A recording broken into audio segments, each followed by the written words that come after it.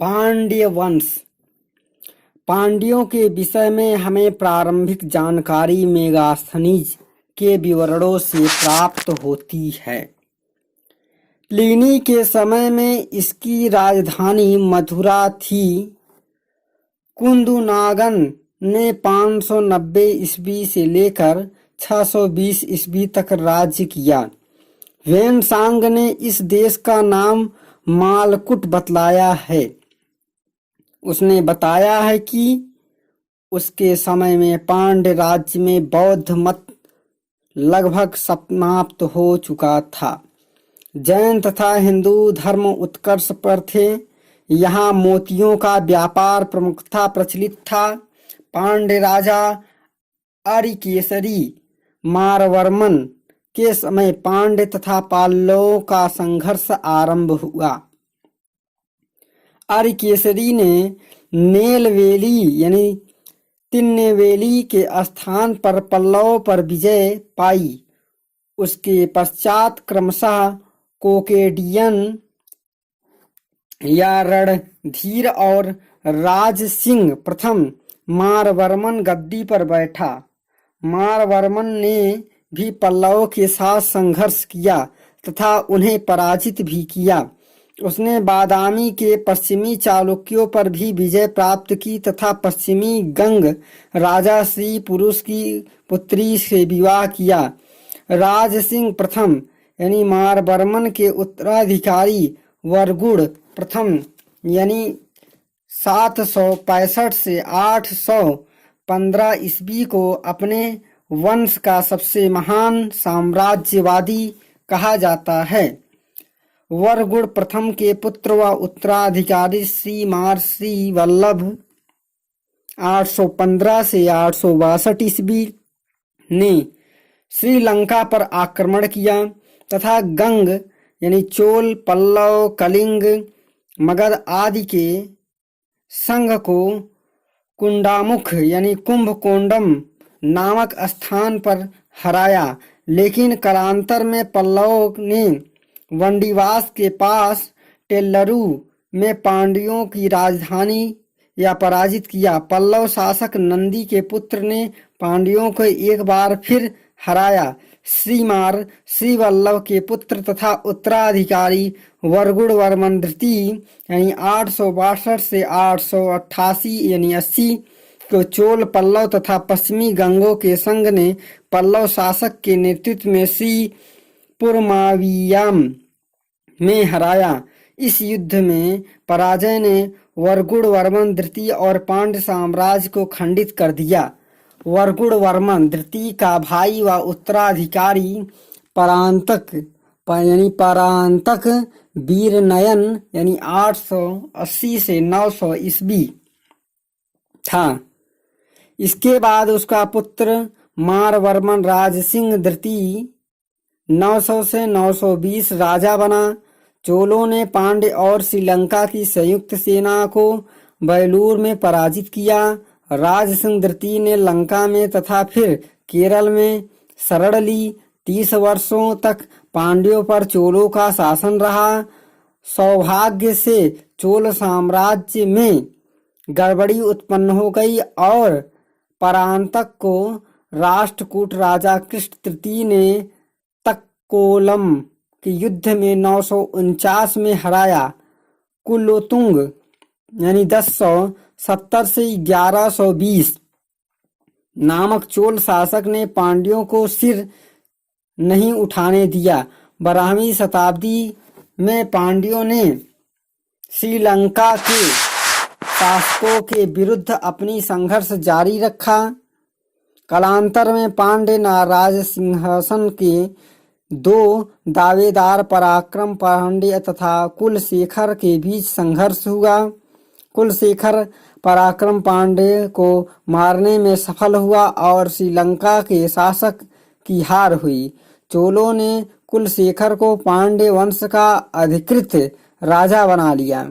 कालांतर में कुलोतुंग के सेनापति वल्लवार्य ने कुलशेखर को पराजित करके निर्वासित कर दिया।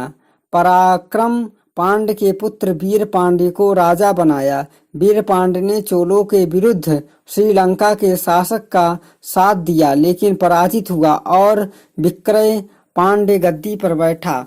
कुलोत्तुंग तृतीय ने पांड्य राज्य पर एक बार पुनः आक्रमण करके जाटावर्मन यानी कुलशेखर यानी 1190 से 1226 ईस्वी को पराजित किया। सुंदर पांड्य 1126 से 1236 ईस्वी ने कुलोत्तुंग तृतीय को हराया। इस प्रकार पांड्य साम्राज्य ने स्वर्ण काल में प्रवेश किया, जो संपूर्ण 13वीं शताब्दी तक दृढ़ रहा। सुंदर पांड्य के पश्चात उसके पुत्र व उत्तराधिकारी सुंदर पांड्य तृतीय के समय द्वार समुद्र के होयसाल ने उसके अनेक प्रदेशों पर अधिकार किया। केवल समुद्र तट ही पांड्य वंश के अधिकार में रहा। अंत में पांड्य वंश होयसालों के अधीन हो गया। अब हम देखते हैं त्रिपक्षीय संघर्ष।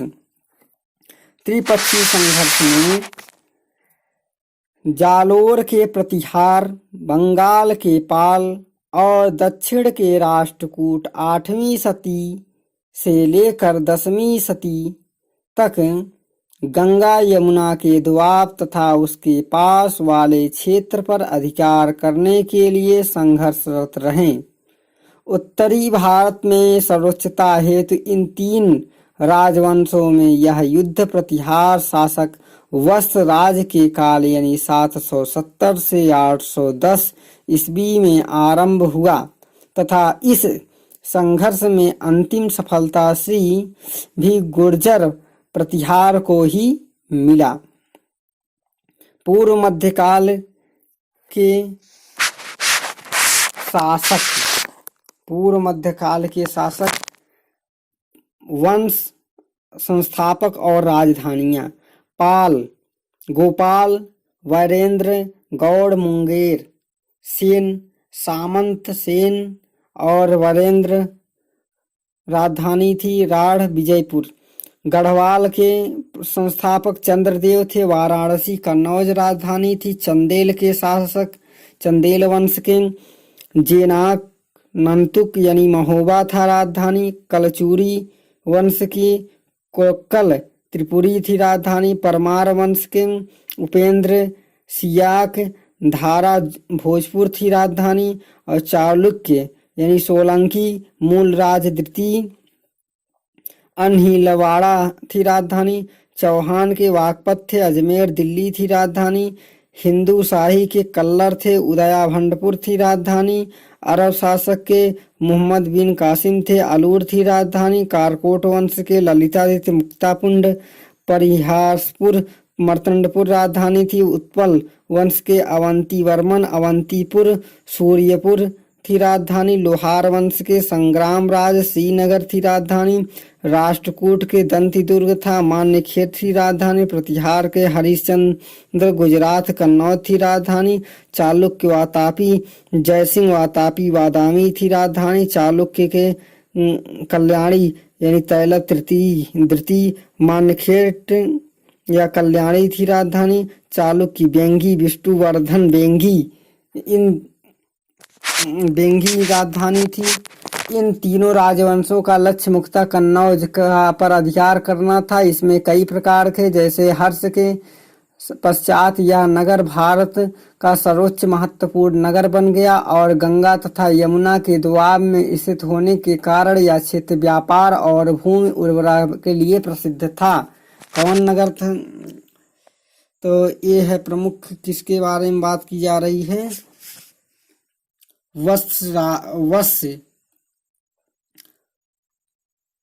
और राष्ट्रकूट वंशी प्रथम दक्षिणी शक्ति थे जिन्होंने उत्तर भारत को पराजय में हस्तक्षेप किया। त्रिपक्षीय संघर्ष की शुरुआत प्रतिहार शासक वत्सराज ने किया, जब उसने कन्नौज के तत्कालीन शासक इंद्रायुध को पराजित कर उत्तर भारत में अपना आधिपत्य जमाने का प्रयास किया।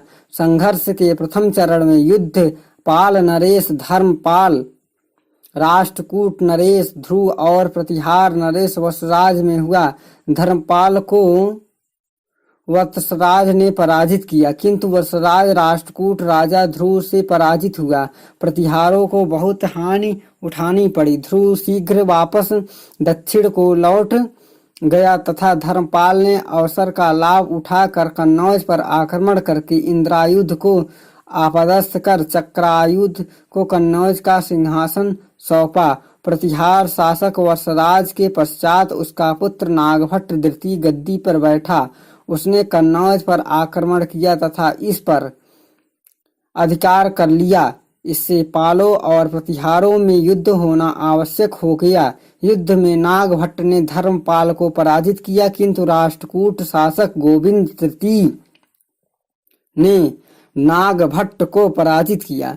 धर्मपाल और चक्रायुध ने राष्ट्रकूट शासक गोविंद तृतीय को प्रभुसत्ता स्वीकार कर ली। प्रतिहारों की शक्ति को काफी धक्का लगा। नागभट्ट के पश्चात क्रमशः रामभद्र तथा भोज राजा बने। भोज प्रतिहार वंश का सबसे महत्वपूर्ण शासक माना जाता है। पाल वंश के शासक देवपाल से वह पराजित हुआ। देवपाल की मृत्यु के पश्चात पाल वंश कमजोर हो गया और भोज को सफलता प्राप्त हुई। दक्षिण में अमोघ वर्ष के समय राष्ट्रकूटों की शक्ति कमजोर पड़ गई तथा कन्नौज पर प्रतिहारों का अधिकार हो गया। भोज के उपरांत महेंद्रपाल गद्दी पर बैठा। उसने बंगाल पर विजय प्राप्त की। उसके पश्चात महिपाल के समय तक पालों की शक्ति का अंत हो चुका था, इसलिए ये युद्ध प्रतिहारों और राष्ट्रकूटों के बीच हुआ। इसलिए यह युद्ध अब त्रिभुजाकार युद्ध या त्रिपक्षीय संघर्ष न रहा। कन्नौज पूर्ण रूप से प्रतिहारों के अधिकार में आ गया। जैसे छिटपुट संघर्ष 9वीं शताब्दी तक चलते रहे।